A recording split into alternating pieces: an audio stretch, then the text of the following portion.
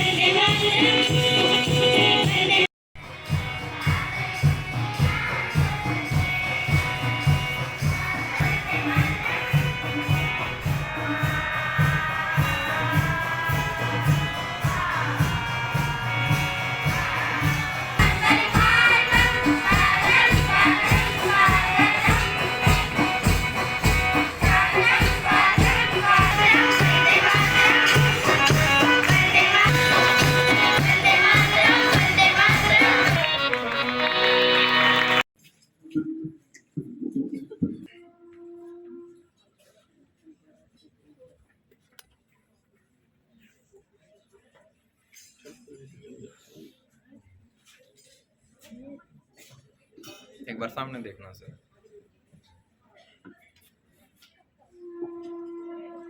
थोड़ा सा पास में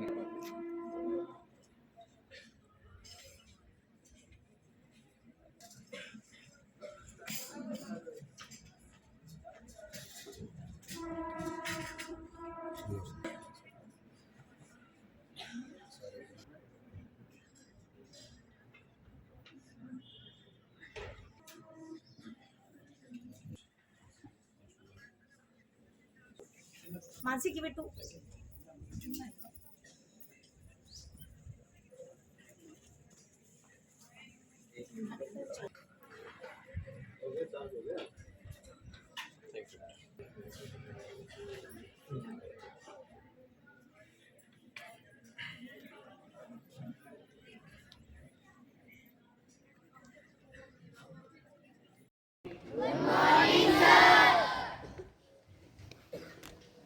सबसे पहले आपके ही अपने विद्यालय प्रांगण में स्वागत है। आप अपने लिए एक बार जोरदार तालियां बजा दें।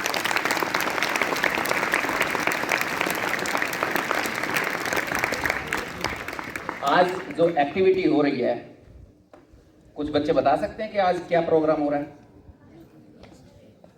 कोई बताना पसंद करेगा? एनीवन? हाँ जी बेटा। Very good. अब थोड़ा सा और ऐड ऑन कर देते हैं हम। आज आपके यहाँ स्टेट का, पूरे हरियाणा राज्य का 144वां सेंटर स्थापित कर दिया गया है। आप बच्चों के लिए, टीचर्स के लिए, आपके अभिभावकों के लिए मनोवैज्ञानिक परामर्श की सुविधाएं प्रदान की जाएंगी, जिसके अंदर जो सब कुछ बिल्कुल निःशुल्क हैं हरियाणा राज्य बाल कल्याण परिषद की तरफ से। तो जो ये तोहफा हमें दिया है, जिन्होंने, जो इस सारे प्रोग्राम के सूत्रधार हैं, हमारे बीच मौजूद हैं माननीय मुख्य अतिथि श्री अनिल मलिक जी, जो कि राज्य परियोजना नोडल अधिकारी हैं। सर, उनका फिर से हम अभिनंदन करते हैं, स्वागत करते हैं और धन्यवाद करते हैं कि उन्होंने हमें यह तोहफा दिया। जींद का आपका आज 60वां स्कूल बन गया है जींद जिले का, और ये हमारे लिए गर्व की बात है कि हमारे स्कूल प्रशासन ने ऐसी सुविधाओं को लेने की इच्छा जताई। क्योंकि अक्सर आपने देखा होगा, उसको छोड़ते हैं, आज सीधा आप पे डायरेक्ट बात करेंगे सीधा। अभी सुबह सुबह हम जब आए तो एक एक्टिविटी चल रही थी, आपका एग्जाम चल रहा था। कितने बच्चे थे जिन्होंने बहुत ही अच्छे से आंसर्स लिखे हैं,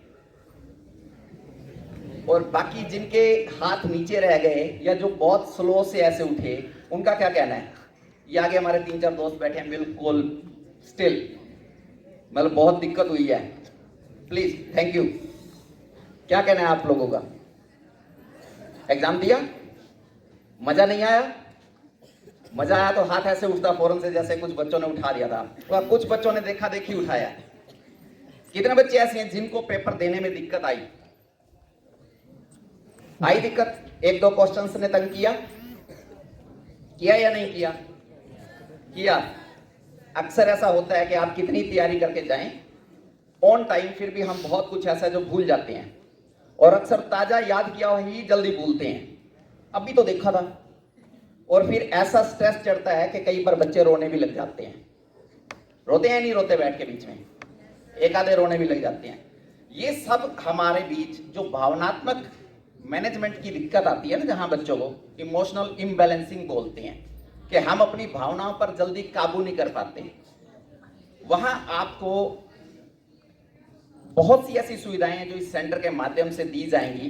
आज आपके बीच में मार्गदर्शन करने के लिए हमारे बीच में आज विशेष विषय पर, या आप ये कहिए कि एक किस्म से इस पूरे सेंटर के तहत जो भी क्रिया प्रणाली आगे निरंतर चलती रहेगी, उसकी जानकारी देने के लिए आज हमने विशेष तौर से आमंत्रित किया है। आज हमारे मुख्य अतिथि जो हमारे बीच में है, उनका समय आप लोगों को हम दे पाएँ, दिलवा पाएँ उनसे। उससे पहले थोड़ा सा मैं आपको इंट्रोडक्शन देना चाहूँगा इस प्रोग्राम के तहत जो भी हम कार्य किए जाते हैं Haryana state council for child welfare की तरफ से।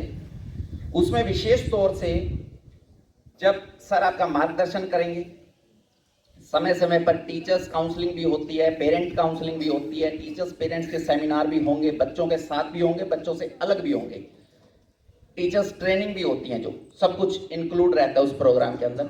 विशेष मुद्दा यही है कि हमारे बच्चे जो आजकल भटकाव की स्थिति में हैं, क्योंकि अक्सर किशोरावस्था में बच्चे भटकते ही हैं, और ये जितने बच्चे बैठे हैं आप सभी इस वक्त किशोरावस्था में हैं।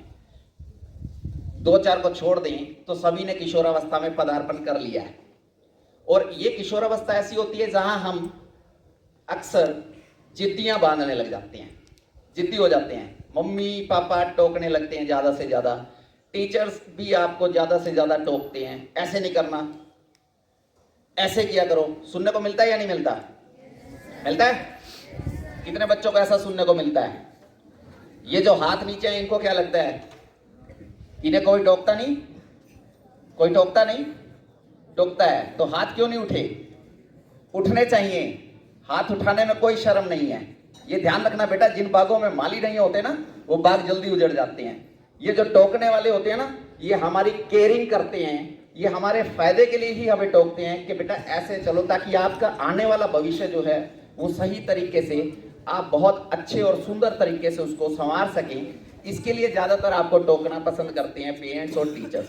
और हम क्या करते हैं, हम उनको नेग्लेक्ट करते हैं, उनसे जिद बांधेंगे या उनको प्रत्युत्तर देते हैं। कई बार हम इतने गुस्से में होते हैं कि चीज़ें भी तोड़ना शुरू कर देते हैं। इस तरह की जितनी भी सारी समस्याएं होती हैं वो मनोवैज्ञानिक परामर्श के माध्यम से सब कुछ सुलझाया जा सकता है। और उनके लिए हमें कुछ कदम उठाने पड़ते हैं। समय समय पर आपको निरंतर उन चीज़ों की सेवाएं लेनी पड़ेंगी, कोशिश करनी पड़ेगी हमें भी कहीं ना कहीं अपनी आदतों में बदलाव लाने की। क्योंकि आपने देखा होगा कि जो भी व्यक्ति सफल हुए हैं उन्होंने कुछ ना कुछ मेहनत की है कहीं ना कहीं किसी ना किसी स्तर पे, तभी वो अपने आप को मजबूती से टिका पाए हैं। क्या आपको लगता है कि जो भी व्यक्ति कामयाब हुआ है उसे घर बैठे ही सब कुछ मिल गया हो? हमें खाना खाने तक के लिए भी मेहनत करनी पड़ती है। प्लेट के अंदर जब रोटी सब्जी आती है तो उसे भी हमें तोड़ना पड़ता है, हाथ को हिलाना पड़ता है। ऐसा होता है या नहीं होता? या कोई ऐसा भी कहेगा कि नहीं जी हमारा तो सारा कुछ मुंह में चला जाता है ऐसे ही? है कोई ऐसा बच्चा? नहीं है ना? तो अब मैं आपको एक छोटी सी स्टोरी सुनाता हूं जिससे आपको और क्लियर हो जाएगा कि आज का प्रोग्राम किस लिए हो रहा है और ये सेंटर आपके लिए क्या मदद कर सकता है। अक्सर हमारे जीवन में बहुत उतार चढ़ाव रहते हैं, बहुत सी समस्याएं ऐसी हो जाती है जो बहुत लंबे स्तर पर हमें लगती है कि ये कभी सॉल्यूशन है ही नहीं, इनका निकल ही नहीं सकता। बहुत से टीचर्स भी ऐसे हमें मिले हैं जो ये कहते हैं कि ये बच्चे कभी नहीं संभल सकते ही। बहुत से टीचर्स मिले हैं, इवन आप जितने भी आपके यहाँ टीचर्स बैठे हैं इनमें भी एक आधे बच्चे के लिए बता देंगे कि एक ऐसा बच्चा था जी वो कभी नहीं, बहुत ढीठ था, मानता नहीं था, पढ़ाई नहीं की, बहुत समझा लिया फिर भी नहीं सुधरा। तो वहाँ मेरा भी पर्सनल एक्सपीरियंस रहा है सर के मार्गदर्शन में। लगभग 26 स्कूलों में अपनी सेवाएं दे रहे हैं हम, कुछ में दे चुके हैं, कुछ में दे रहे हैं, जिनमें हजारों बच्चों के साथ मिलने का मेरा सौभाग्य रहा, उनका मार्गदर्शन करने का सौभाग्य रहा। वहाँ कुछ बच्चों को व्यक्तिगत तौर पे भी अटेंड किया गया है, कुछ के पेरेंट्स को भी अटेंड करना पड़ा। कई बार बच्चों में नहीं पेरेंट्स में दिक्कत होती है, लेकिन पेरेंट्स में इतनी नहीं होती जितने बच्चे क्रिएट कर देते हैं। तो एक स्टोरी सुनना चाहेंगे आप? कहानियां सुनने को मिलती हैं? मिलती हैं? आजकल नहीं मिलती, लेकिन आज आपके लिए बहुत अच्छी बात है कि सर भी हमारे लिए बहुत अच्छी अच्छी कहानियां ढूंढ के लाते हैं और वो कोशिश करेंगे कि आपको ज्यादा से ज्यादा आज सुनाई जाए। तो एक बार क्या हुआ कि एक राजा, उसकी कोई संतान नहीं थी, धनाढ्य था, बहुत भरपूर पैसा दौलत सोना चांदी सब कुछ। जैसे जैसे उसकी उम्र बढ़ने लगी उसे चिंता सताने लगी कि मेरा ये राज्य कौन संभालेगा, क्योंकि उसकी कोई संतान नहीं थी। तो उत्तराधिकारी खोजना बहुत मुश्किल काम हो जाता है जो सारे साम्राज्य को संभाल सके अच्छे से, क्योंकि हर किसी में संभालने की पोटेंशियल नहीं होती। दावे कई लोग करते हैं, किसी भी चीज को संभालने के लिए भी बड़ी दिक्कत होती है। जैसे आप बच्चे भी क्या करते होंगे, घर गए, आधे बच्चे यूनिफॉर्म ऐसे ही उतारा घेर दिया, है या नहीं? कितने बच्चों को सुनने को मिलता है रोज, इसको टांगो ढंग से, पैंट उठाओ, शर्ट उठाओ, ब्लेजर टांगो, वो देखो वो पीछे मिल गए। अरे बहुत हैं, 40% तो मिनिमम निकलेंगे। तो अभी आप लोग विशेष ध्यान से सुनना, हर चीज का सॉल्यूशन होता है। तो राजा को भी ऐसे ही टेंशन होने लगी थी कि कोई है ऐसा जो पूरे अच्छे से मेरे राज्य को संभाल सके। तो महामंत्रियों से उन्होंने मंत्रणा की और एक डिसीजन लिया कि एक नया महल बनाते हैं, क्योंकि जिसको उत्तराधिकारी बनाएंगे उसको महल भी नया देंगे, बढ़िया वाला। तो ऑर्डर किया गया कि सोने चांदी की दीवारें बनाई जाएं और हीरे मोती उस पर सजाए जाएं, क्योंकि सारा पैसा करना क्या है, लगा दो, जो आएगा वो अपने आप संभालेगा। एक महल बनाया गया बहुत सुंदर और पूरी प्रजा को बुलाया गया, आ जाओ भाई। डंका बजाया गया, किस बात का? कि उत्तराधिकारी चुनना है और राजा ने कुछ अनाउंसमेंट करनी है, जल्दी से आओ। सारी प्रजा जब आई तो राजा ने अनाउंस किया एक दरवाजे की तरफ उंगली करते हुए, जो दरवाजा उस महल की बाउंड्री पर था, सबसे बड़ा, हीरों से मोतियों से सजा हुआ। उसके ऊपर सबने जब नजर डाली ऐसे तो एक मैथमेटिक्स का फार्मूला लिखा हुआ था, गणित का सूत्र। समझ आ गया? क्या समझ आया जल्दी, गणित का सूत्र या मैथमेटिक फार्मूला? दोनों। वेरी गुड, अपने लिए तालियां बजा सकते हो, विशेषकर जिन्होंने जवाब दिया, और जिन्होंने नहीं दिया वो इसीलिए बजा लें कि अब थोड़ा सा अलर्ट होके बैठना है, क्योंकि यहाँ वाले बच्चों का ना ध्यान थोड़ा कमजोर है। अलर्ट होकर के बैठेंगे तो बहुत अच्छे से समझ पाएंगे, क्योंकि आने वाला 1-1.5 घंटा आपके ही विषय में होगा, आपसे ही चर्चा की जाएगी। तो राजा ने जब सबको वो दरवाजा दिखाया कि वो दरवाजा देखो भाई, उस पर एक मैथमेटिक्स का फार्मूला लिखा हुआ था, अनाउंस किया कि अगले 3 दिन में जो भी इस गेट को लांग के खोल करके अंदर चला जाएगा वही उत्तराधिकारी बना दिया जाएगा, लेकिन शर्त यह है कि जो इसके ऊपर फार्मूला लिखा हुआ है उसको सोल्व करना होगा। अब बड़े बड़े विद्वान आए, तांता लगा रहा, 2 दिन निकल गए, जो भी आए वो देखे बहुत ही कठिन सा फार्मूला लिखा हुआ है और उसको सोल्व नहीं कर पा रहे, क्योंकि राजा ने अनाउंस किया था कि जो भी इस फार्मूले को सोल्व करेगा दरवाजा अपने आप खुल जाएगा और अंदर जाकर के राजपाट संभाल सकता है, सारा का सारा उत्तराधिकारी मेरा वही बनाया जाएगा। अब तीसरा दिन आया, तीसरे दिन जो बचे खुचे थे, जो बड़ी दूर दूर से आ रहे थे लोग,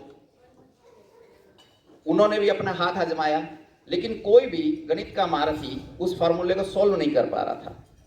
शाम का समय हुआ, राजा बहुत ही उदास, क्योंकि अब उसे ये लगा कि 3 दिन में भी जब कोई इतने बड़े बड़े महारथी आकर के भी उस फार्मूले को सोल्व नहीं कर पाए हैं तो अब कौन कर पाएगा। भीड़ जैसे जैसे छटने लगी, क्योंकि सारे के सारे हताश थे, किसी के हाथ में भी वो बाल नहीं आ रहा था, क्योंकि सबको चाहिए था ना राज्य पूरा का पूरा। तो जैसे ही सैनिकों को ऑर्डर किया गया भैया कोई और रह रहा है तो उसे भी बुला लाओ, निपटाएं काम को, तो 2-3 आदमी और रह गए थे। एक सैनिक दौड़ता हुआ आया, बोला महाराज एक बंदा और भी बैठा है पीछे, पता नहीं सुबह का आया, बैठा पलाथी मार रखी है, कुर्ता पैजामा मैला सा डाला हुआ, सिंपल सा आदमी है। उसको बोला था कि जा भाई अपना भी नंबर लगा ले, बोला जितने हैं पहले लगाने दो आराम से। बड़े प्यार से उसने जवाब दिया और फिर से बैठ के आंखें बंद करके, पता नहीं पागल ही लग रहा है हमें। बोला कोई बात नहीं, उससे आप निवेदन कीजिए, उसे भी बुला लाइए अब कि भाई सारे आ गए हैं, आप भी आ जाओ। अब देखा जैसे ही उसका नंबर आया, क्योंकि उससे पहले जितने थे वो सारे फेल हो चुके थे, अब लास्ट में वही रह रहा था, तो उसको भी थोड़ी सी उम्मीद होती है ना हमें हर काम में कि चलो शायद अब काम बन जाए। तो राजा ने उम्मीद जताई कि क्यों ना इसे भी अवसर दे दिया जाए।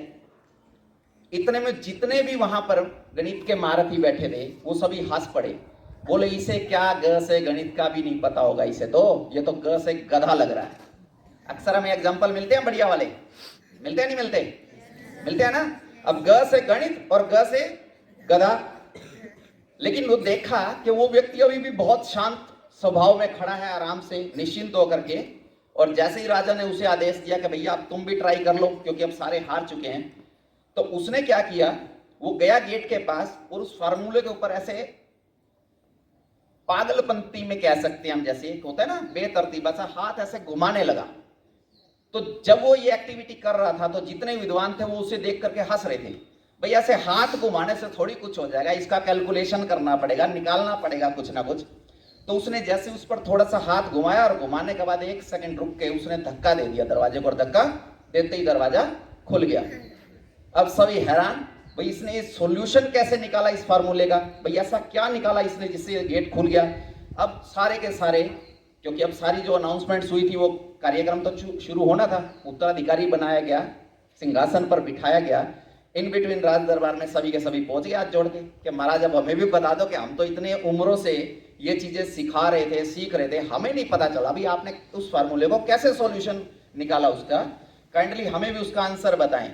तो उस इंसान ने पता क्या जवाब दिया, वो बोला महाराज ऐसा है, मैं 3 दिन से यही देख रहा था कि बड़े बड़े विद्वान आ रहे हैं, अपना दिमाग चला रहे हैं कि ये फार्मूला उनसे सॉल्यूशन नहीं निकल पा रहा। मैंने जब उसे ध्यान से देखा तो मेरे दिमाग में एक ही बात आई, क्योंकि मैं जब ध्यान लगा रहा था बैठा तो मैंने देखा कि सभी परेशान हैं, अपने अनुभव का प्रयोग कर रहे हैं, लेकिन कई बार चीजें ना अंतर्मन से ही आवाज आती है कि एक बार धक्का लगा के देख, क्या पता कोई फार्मूला है भी या नहीं। और वही निकला कि उसने सीधा जाके धक्का लगाया और गेट खुल गया। तो राजा ने उस वक्त दरबार में खड़े होकर ताली बजाई कि यही मैं देखना चाह रहा था कि कौन व्यक्ति समझदारी से आएगा और राज्य को चला पाएगा। समझ आ रहा है आपको बात? कई बार हम ना ज्यादा मामलों में खुद ही उलझ जाते हैं, हम अपनी समस्याएं इतनी बड़ी कर लेते हैं कि वो समस्या होती नहीं है। ये बात मैंने इसलिए कही कि मैंने लगभग 1000 से ज्यादा बच्चों के सॉल्यूशंस किए हैं समस्याओं के, जहां बहुत बड़ी बड़ी समस्याएं बनी हुई थी। और ये मेरा आंकड़ा है बहुत छोटा सा, जो हमारे बीच में विशेष व्यक्ति बैठे हुए हैं, इनका आंकड़ा हमारे से 10 गुना, 12 गुना, 20 गुना ज्यादा ही बड़ा है। तो ज्यादा समय आपका नहीं लेते, और आपके बीच में आमंत्रित करते हैं श्री अनिल मलिक जी को, जो कि राज्य नोडल अधिकारी हैं, साथ में मंडलीय बाल कल्याण अधिकारी रोहतक मंडल के हैं और विशेष तौर से आपसे आज मिलने आए हैं। तो हम निवेदन करेंगे सर से कि वे स्टेज पर आएं और बच्चों का मार्गदर्शन करें ताकि ज्यादा से ज्यादा हम समय का सदुपयोग कर सकें। सुबह के नमस्ते। उम्मीद करता हूं आप खुश होंगे, ऊर्जा से लबालब होंगे।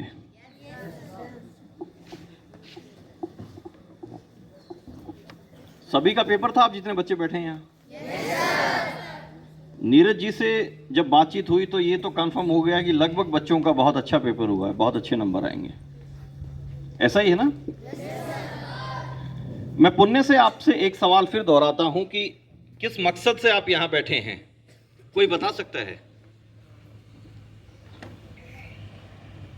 जितने लोग यहां मौजूद हैं, इंक्लूडिंग योर टीचर्स, कोई बता सकता है कि आज की मुलाकात का मकसद क्या है? एक बच्चे ने बताया था कि मोटिवेशनल सेमिनार होगा। मूल मकसद क्या है आज के कार्यक्रम का? एनी चाइल्ड, एक 100 रुपये इनाम दूंगा जो बताएगा।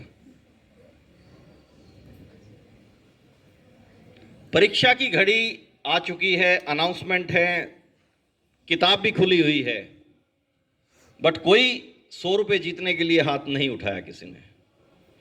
सामने 2 बैनर्स लगे हुए हैं, किसी ने कोशिश नहीं की कि यूं हाथ साफ फेर लें और धकेल दें, खुल जाएगा। उसमें 2 चीजें लिखी हैं बेटा। एक, मनोवैज्ञानिक परामर्श सेवाएं, बाल सलाह परामर्श एवं कल्याण केंद्र की स्थापना आपके स्कूल में की गई है। मैं पुण्य से आपको बधाई देता हूं। 60वां स्कूल है ये जिला जींद का और 144वां स्कूल है ये हरियाणा राज्य का। केंद्र स्थापित हो गया, हम यहां से चले जाएंगे, आप अपने पढ़ाई में बिजी हो जाओगे, अन्य गतिविधियों में बिजी हो जाओगे। कब केंद्र स्थापित हुआ था, आगे क्या हुआ क्या नहीं हुआ, ये सब कुछ अब आपके ऊपर निर्भर करता है। कोई बच्चा ये सोचता है कभी कि सरकार क्या करती है, सरकार यूं ही बस बैठी हुई है, हमें पता नहीं किस किस चीज की जरूरत है, हमें संभालते क्यों नहीं, हमारे लिए कोई कार्य योजना क्यों नहीं, धरातल पे काम क्यों नहीं करते। किस किस के मन में ये ख्याल आता है? आता है ना? आज मैं आपको एक खुली चुनौती देके जा रहा हूं, सरकार ने जो मेरे को जिम्मेदारी दी है। देखना यह है कि आज के इस कार्यक्रम में आप सब विजेता होंगे या मैं विजेता होऊंगा। निर्देश भी स्पष्ट कर देते हैं। इस इंटरेक्शन के दौरान पूरी खुली चर्चाएं होंगी। आपका रिस्पांस जुलाना वासियों को यह बताएगा कि दुर्गा सीनियर सेकेंडरी स्कूल में आज कुछ हो रहा है, या अकेली मेरी आवाज आप अड़ोस पड़ोस में जितने लोग रहते हैं उनसे पूछिएगा कि कौन था आज पता नहीं क्या क्या बात कर रहा था। और जब वो कहेंगे कि क्या क्या बात कर रहा था, सिर्फ वही बच्चा, वही टीचर इस बताने के लिए आगे सक्षम होगा जो ध्यान करके इन बातों पे अमल करेगा। You all are free. निर्धारित समय 9:50 पे मैं आपके यहां आ चुका था, जो मैंने कमिटमेंट किया था। और जीवन में एक ही बात सीखी है बेटा, अपने टीचर से, अपने पेरेंट्स से, समय की बर्बादी अगर 1 सेकंड भी आप करते हैं तो आप जिम्मेदार हैं। खून का तो बदला हो सकता है कि आपका ब्लड ग्रुप मेरे ब्लड ग्रुप से मैच करता हो और आवश्यकता हो जाए तो मुझे मिल जाए, संभावना है। मेरा समय आपको उधार नहीं मिल सकता। खेत में आप पानी दे रहे हो, तेरा उधार दे दे, मेरा उधार दे देगा, पुराना सिस्टम है, चलता है, कारगर है। कोई बच्चा ऐसा बता सकता है कि मेरी 1 सेकंड उधार लेके आप काम कर सकते हो सकता है? बेटा, अगर जीवन में आप अपने लक्ष्य की ओर तत्पर हैं, और उसके लिए क्या है, आपका लक्ष्य होना चाहिए, वो तब आप हासिल कर पाओगे, तब आप विजेता बनोगे जब उस सेकंड की कीमत को समझोगे। 1 सेकंड का मतलब 1 मिनट में 60 सेकंड। अब करीब करीब 1 घंटा देर से हम चर्चा कर रहे हैं। जितनी देर हम रहेंगे ऊर्जा से लबालब रहेंगे, ये मेरी गारंटी है। जितनी देर रहेंगे आप बोर नहीं होंगे, ये भी मेरी गारंटी है। लेकिन आप अपने आप के प्रति ईमानदार रहेंगे। जितनी चर्चाएं करेंगे खुले मन से करेंगे, एक पिता की दृष्टिकोण से, एक दोस्त की तरह।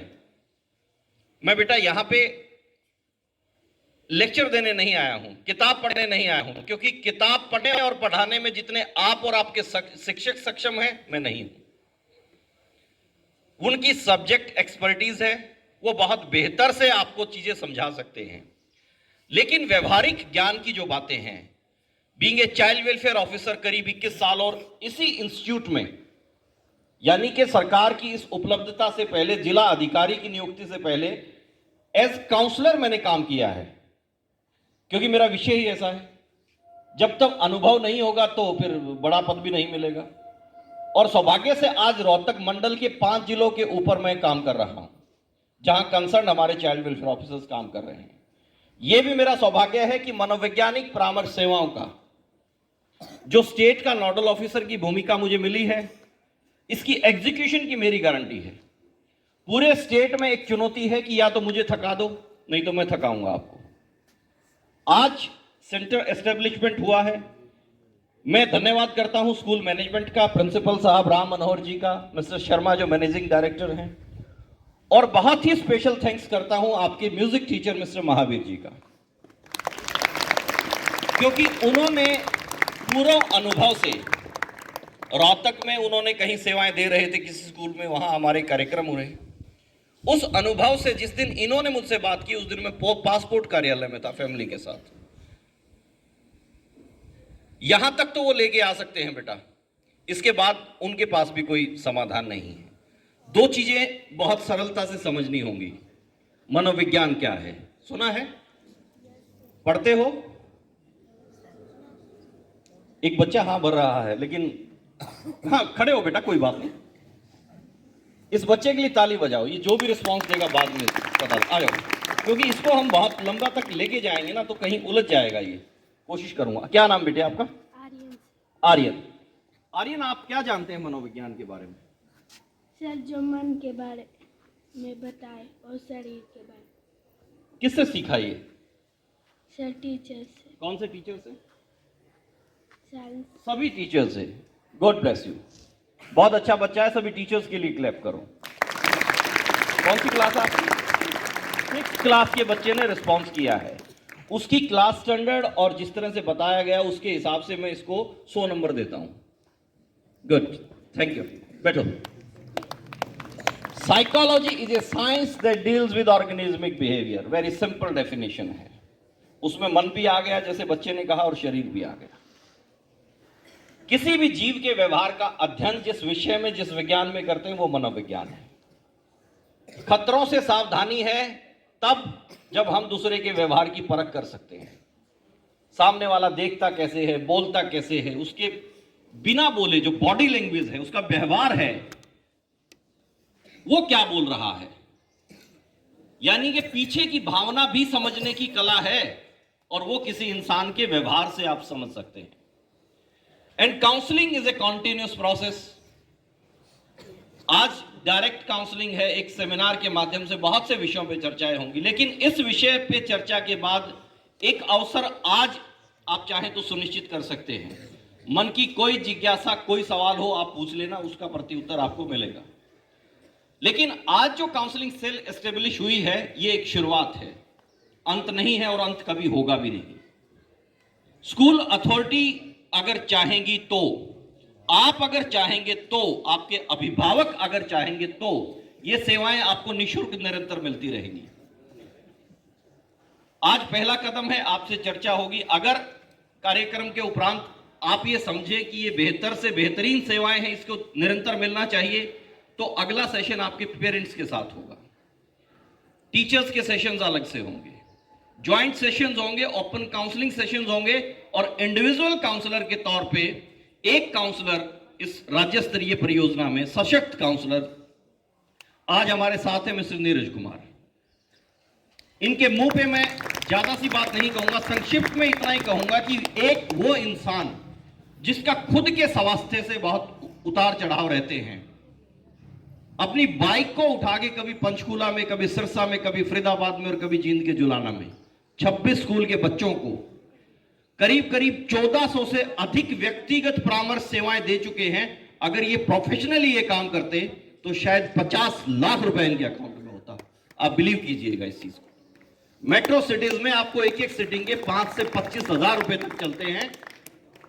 ये सेवाएं आपके स्कूल प्रबंधन की वजह से और मिस्टर महावीर की वजह से, जिन्होंने इस मैसेज को आपकी अथॉरिटीज को, प्रिंसिपल साहब को, मैनेजमेंट को कन्वे किया और उन्होंने इस बात को समझा। इसको हम नतीजागत तब साबित कर सकते हैं जब हम पूरी सहभागिता रखें। जब आपको कोई अवसर मिलता है, कोई कार्य योजना पे चर्चाएं होती है, कोई कार्यक्रम आयोजित होता है, तो बेटा आपको अपने आप से, खुद टीचर से ये कांटेक्ट करके पूछना चाहिए कि आज का विषय क्या है, किस लिए हम बैठेंगे। क्योंकि हमारी जो सफलता नहीं मिलती ना, अक्सर हम चाहते कुछ हैं, मन में ना तरह तरह के ख्याल होते हैं। आपका मन जो है, आपकी सोच जो है ना, ये बहुत ताकतवर होती है बेटा। अगर विषयगत विषय पे आप यहां जानकारी हासिल करके बैठते हैं तो आपके पास बहुत सी सोच कि आपके सवाल कुछ होंगे, आप में क्यूरियोसिटी होगी, जिज्ञासा होगी, और जब जिज्ञासा होगी तो आप कुछ हासिल करना चाहेंगे। हम सोचते कुछ हैं, चाहते कुछ हैं, और परिणाम अक्सर इसके विपरीत होता है। सिर्फ यही कारण है। हमारी सोच, हमारी चाहत अगर एक जैसी होगी तो परिणाम भी सकारात्मक निकलते हैं। आज की मुलाकात का मकसद क्या है ये आप नहीं बता पाए, लेकिन मैं जो बताने का प्रयास कर रहा हूं शायद अब काफी कुछ क्लियर है। अब समझ रहे हैं आप कि आज की मुलाकात का मकसद क्या है। आपके एक बैनर पे एक विषय भी लिखा हुआ है, वहां पे वो पढ़िए, psycho behavioural techniques of child protection, every citizen can play a positive role in setting new dimensions. सरलता से अगर इसको समझे हम, बाल सुरक्षा की मनोवैज्ञानिक व्यवहारिक तकनीकें। बाल सुरक्षा के लिए आप चाइल्ड प्रोटेक्शन की अगर हम बात करते हैं, जो बहुत जरूरी है, क्योंकि बचपन सुरक्षित नहीं होगा, किशोर सुरक्षित नहीं होंगे तो सशक्त युवा कहां से आएंगे। और इस सशक्तिकरण का मतलब सिर्फ ये नहीं है कि चाइल्ड एब्यूज हो रहा है उसको रोक दिया जाए, ये तो रोकना ही है। इसका मतलब ये है कि हमारे बच्चे साइकोलॉजिकली एम्पावर हों, उनको मनोवैज्ञानिक दृष्टिकोण से सशक्त बनाया जाए। बाल सुरक्षा की मनोवैज्ञानिक व्यवहारिक तकनीकें प्रत्येक नागरिक, आपके टीचर, आपके पेरेंट्स, आप खुद, सामने वाला दुकानदार, मैं और आप, हर किसी नागरिक की ये जिम्मेदारी है कि वो अपनी सकारात्मक भूमिका आपके प्रोटेक्शन के लिए, आपको प्रेरित करने के लिए निभाए। अब अगर मैं एक बहुत छोटा सा सवाल करूं, जो अक्सर आपको कुछ डिफरेंट डिपार्टमेंट से, वेलफेयर से ही विशेष तौर से, चाइल्ड वेलफेयर की जो बहुत डिफरेंट विंग्स काम कर रही हैं, आईसीपीएस के कुछ लोग, चाइल्ड वेलफेयर के कुछ लोग, सीडब्ल्यूसी के कुछ लोग, हो सकता है कभी आपसे मुलाकात करने आए हों, अगर ऐसा आपका सौभाग्य रहा हो तो। आपके टीचर्स इस पे बड़ा फोकस रखते हैं। माता पिता की जिम्मेदारी है, वो कितना बता पा रहे हैं मुझे नहीं मालूम। साधारण शब्दों में अगर मैं पूछना चाहूं तो कितने बच्चे ये बता सकते हैं कि गुड टच और बैड टच के बारे में हमें मालूम है? जितने बच्चों को पता है कॉन्फिडेंटली वो खड़े हो जाओ। ये दो बेटियां, एक बेटा, ये कुछ बच्चे खड़े हुए हैं जिनको मालूम है कि गुड टच और बैड टच क्या होता है। क्या बाकी सबको नहीं मालूम? नहीं मालूम? यस और नो? नहीं, या तो मालूम है या तो नहीं मालूम है, ये बताइए। आपको मालूम है? आप भी खड़े हो, आप इधर आ जाओ बेटा आगे। और किसको मालूम है? किसी को मालूम नहीं है। विषय फिर तो बहुत ही परफेक्ट है, लेकिन हमारे बड़े दोस्त भी तो बैठे हैं यहां, +1, +2 और 10th के बच्चे। क्या आपको नहीं मालूम है? नहीं मालूम है? सही में नहीं मालूम है? आपको मालूम है किसी को? वेरी स्ट्रेंज, कभी किसी ने बताया ही नहीं।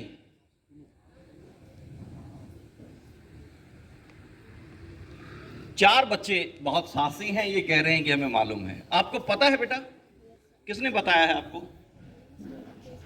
पेरेंट्स एंड टीचर्स ने आपको बुक्स में। लेकिन खाली उसको प्रैक्टिकल कैसे मालूम होगा बुक्स में पढ़ के? सर इंटेंशन से पता चलता है सामने वाला आपके साथ किस तरीके से बात कर रहा है, उसके इंटेंशंस क्या है, वो किस इंटेंशन के साथ टच करता है। ये सब ह्यूमन बीइंग का बिहेवियर है, टच करके बात करना, लेकिन जो सेंस सिक्स सेंस काम आती है सर उस टाइम पे। Behavioural observation. Yes sir. बेटा आपको किसने बताया?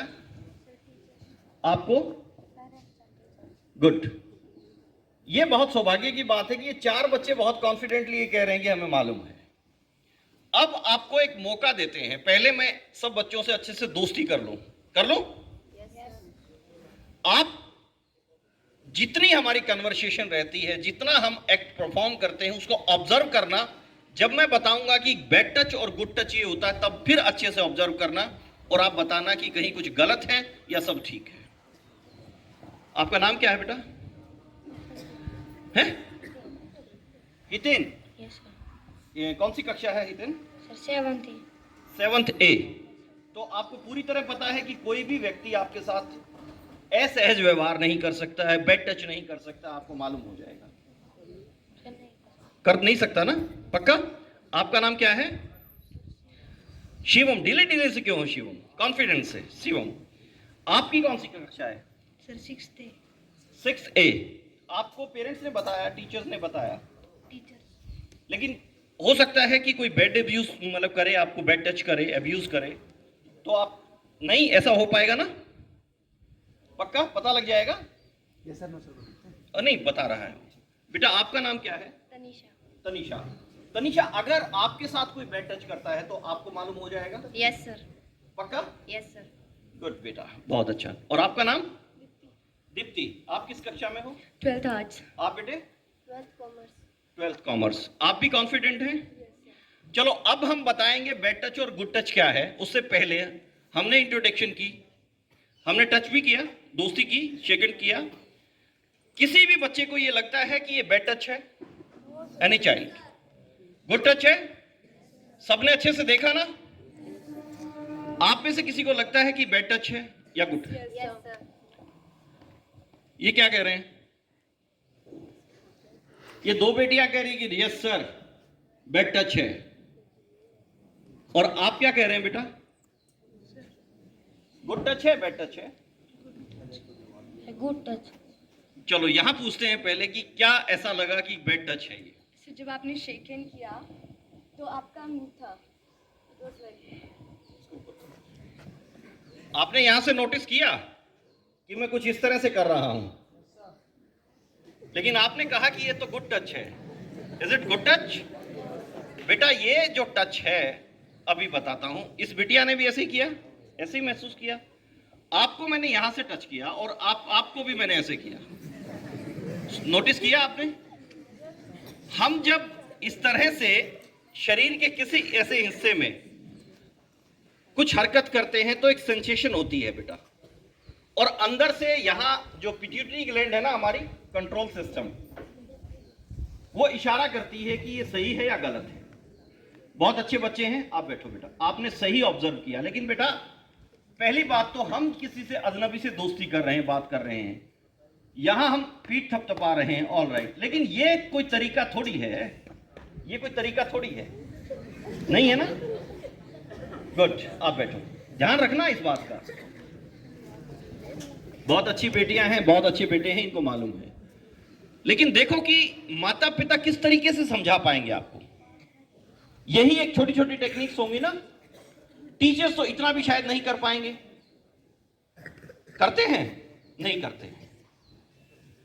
अगर हम व्यवहारिक तकनीक नहीं अपनाएंगे, बच्चे को मोटिवेट करने की व्यवहारिक तकनीक क्या है? पेरेंट्स आते हैं, मिलते हैं कि सर ये बिल्कुल ना उदास रहता है, बिल्कुल प्रेरित नहीं है, थका थका सा रहता है, तनाव में रहता है, तरह तरह की साइकोलॉजिकल प्रॉब्लम्स शेयर करते हैं। क्या आप बता सकते हैं कि बिहेवियरल टेक्निक्स क्या है? लाइक हमने एक डेमोन्स्ट्रेशन दिया, टच करके बताया, प्रैक्टिकल है ना ये। व्यवहार क्या है? प्रैक्टिकल है। हम शब्द में कहेंगे सुरक्षित रहना, ध्यान रखना, सीधे चलना, जी आगे कोई प्रैक्टिकल तो बताए नहीं कि ऐसे भी होगा। मछली घर में भी रखते हैं ना, उसको छोटा सा वो शीशे के पॉट में रखते हैं, या आप छोटे से किसी तालाब में जाएंगे, आप कोशिश करेंगे कि मछली को उठा लें। जब आप मछली को पकड़ते हैं तो वो क्या करती है? शांत रहती है, ऐसे ऐसे ऐसे ऐसे, है ना? शायद उसको मालूम है कि ये बैड टच है, ये इंसान ने मुझे टच क्यों किया। डॉगी के छोटे बच्चे हैं, आप स्ट्रेंजर हैं, आप किसी पपी को उठाएंगे तो मां काटने के लिए आएगी ना, कि मेरे बच्चे को आपको छूने की हिम्मत कैसे हुई। मां बाप ये भी नहीं बता सकते कि स्विमिंग कॉस्ट्यूम में जो पार्ट ढका हुआ है वो हमारा प्राइवेट पार्ट है, किसी को छूने की देखने की इजाजत नहीं है। लेकिन ये तो ओपन है सब कुछ। लेकिन हैंडशेक का तरीका है ना, शेक हैंड किया, हेलो बेटा, ये क्या तरीका है? वही हाथ दूर कर, नॉनसेंस, क्या कर रहा है? हम साहस नहीं करते। कोई बच्चा साहस करता है तो बड़े जो पेरेंट्स हैं या और फैमिली मेंबर्स हैं ना, वो ट्रस्ट नहीं करते।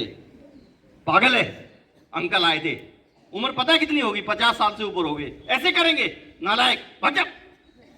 वो बच्चा साहस कर रहा है लेकिन वो चुप कर दिया।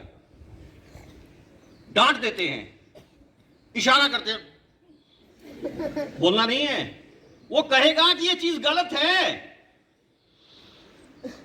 लेकिन वो उस इशारे को समझ रहा है क्योंकि उसको ऐसा ही सिखाया गया है। और ये किसकी जिम्मेदारी है? पहली जिम्मेदारी है माता पिता की। अगर बच्चे सुरक्षित रहेंगे तभी तो आगे बढ़ेंगे। किसी बच्चे के साथ अगर सेक्स एब्यूज हो गया, टच कर लिया, कोई बात नहीं, तो सुधार हो गई, गलत हो गया, चल साबुन से हाथ धो लूंगा, गंदा हाथ लगा दिया, कुछ भी तरीका है।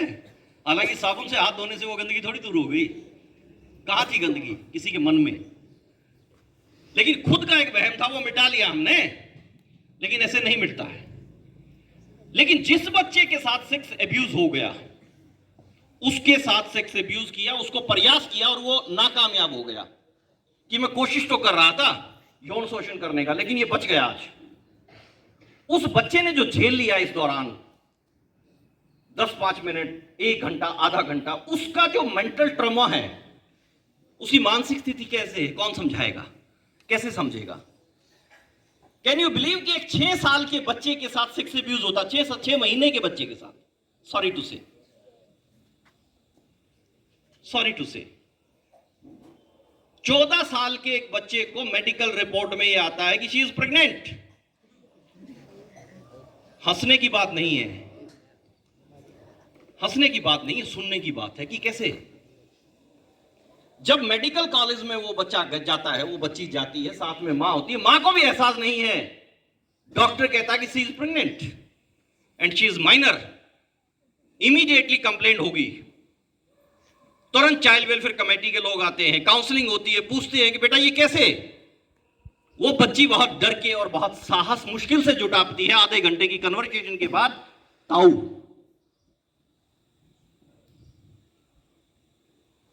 क्या करेंगे? इंतजार? नहीं, हमारे यहां सब कुछ ठीक ठाक है भाई, हमें क्या जरूरत है? बढ़िया जमीन है, बढ़िया जायदाद है, बढ़िया मील सिटी मार रही है, बढ़िया स्कूलिंग हो रही है, ठीक है। बस अगर पड़ोस के घर में आग लगती है तो आंच हम तक पहुंचेगी। Be aware.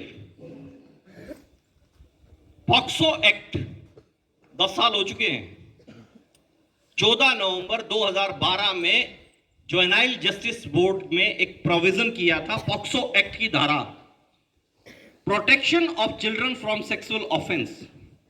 किसी भी तरह की यौन घटना ना घटे, उसके लिए 10 साल पहले यह प्रावधान था। दुर्भाग्य की बात है 94% लोग हमारी पहचान वाले हैं जो बच्चों का यौन शोषण कर रहे हैं।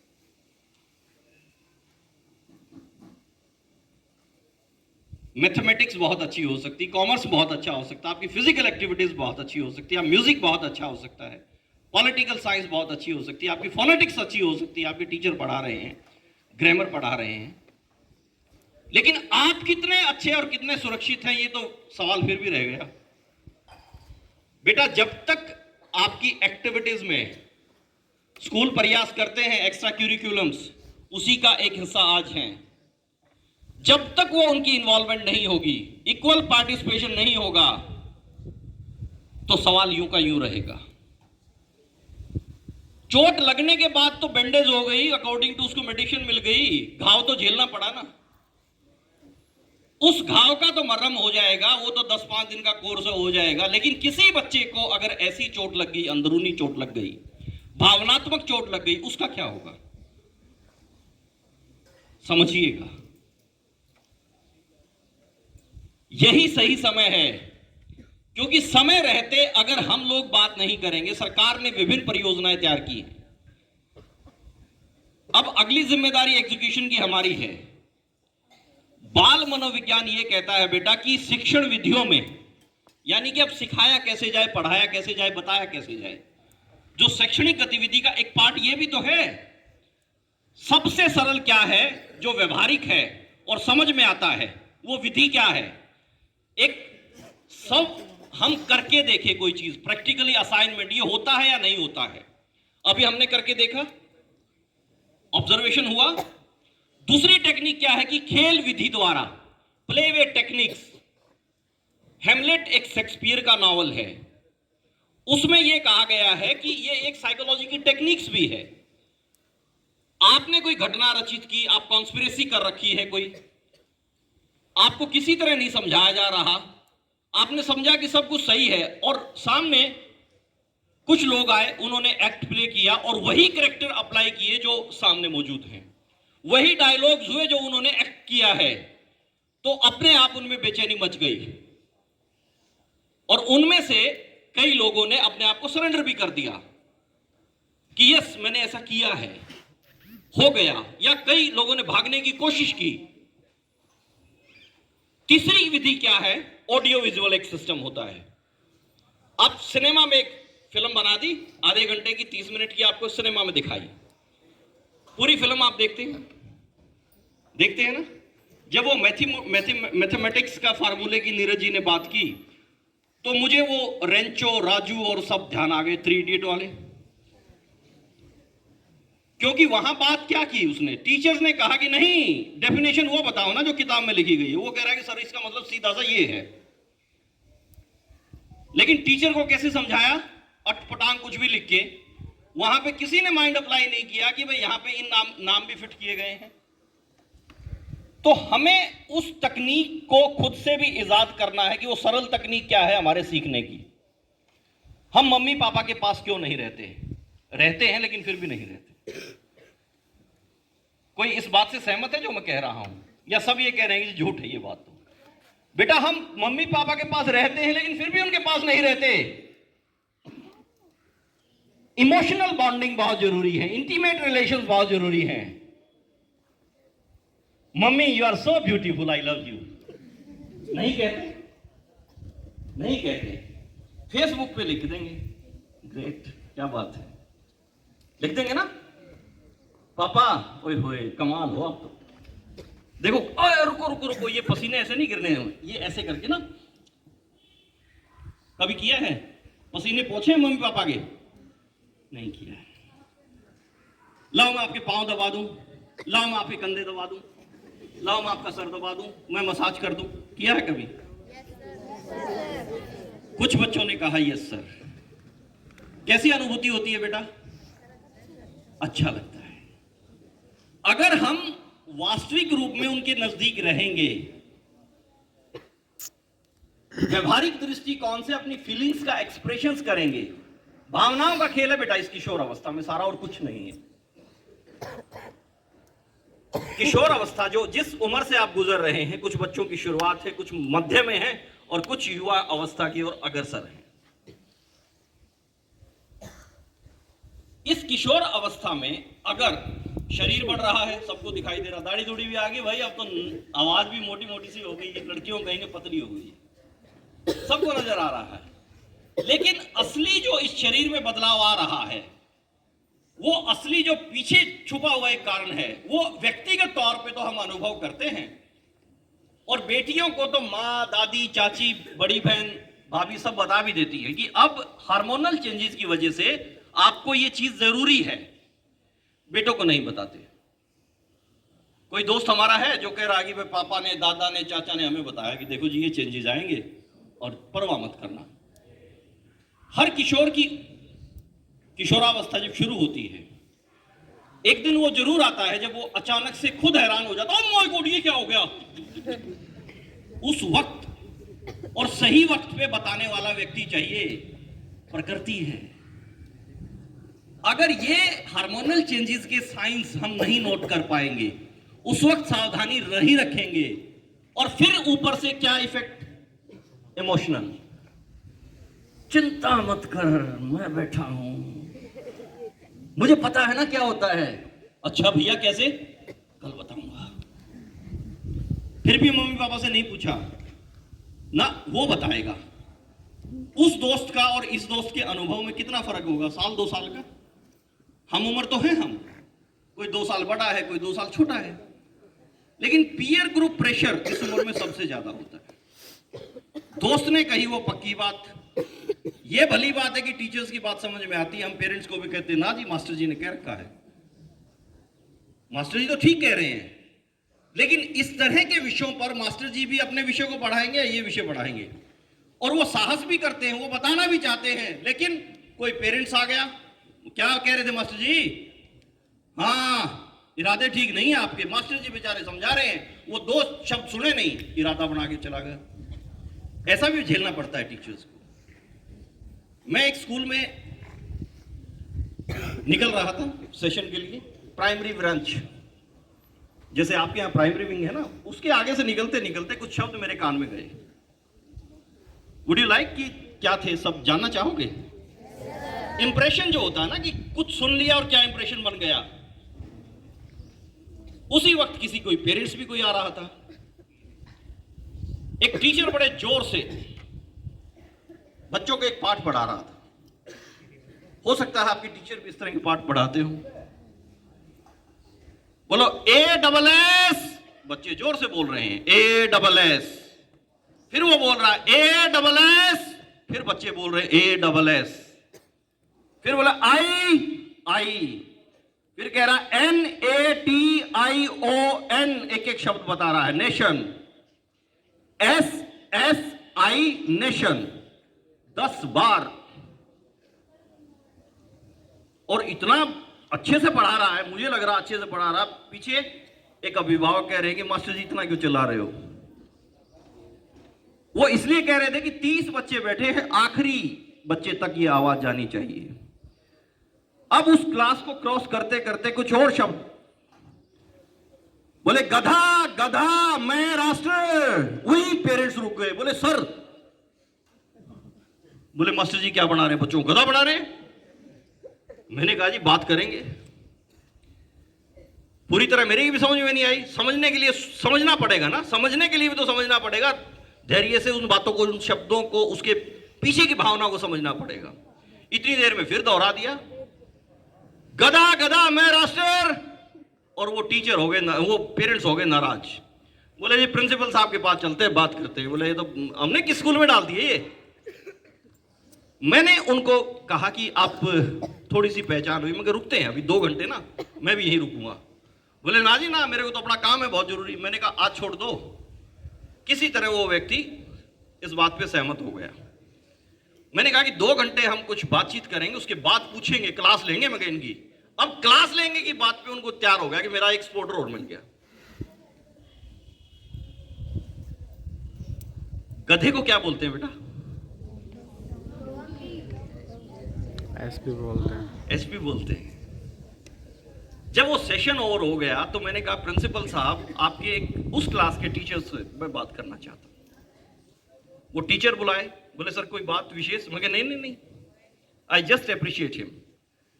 मैं तो उसकी तारीफ करनी है कि बहुत अच्छी पढ़ाते हैं। अब यहां ये बात सुन के वो पेरेंट्स भी कहा कि भाई आप तो कह रहे थे जी क्लास लेंगे, मैं क्लास ही लेने की तैयारी है, चिंता मत कर। अब वो आ गए तो वो बड़े मुस्कुराते हुए, बड़े अदब से, नमस्ते सर नमस्ते सर। मैंने कहा बैठो। आपको पहले तो बहुत अच्छी कक्षा पढ़ाने के लिए आपको बधाई देता हूं कि आप में स्किल कहां से आती है। अब इस बात पे पेरेंट्स ने कहा बोले सर वो बात करो, मैं वही बात कर रहा हूं।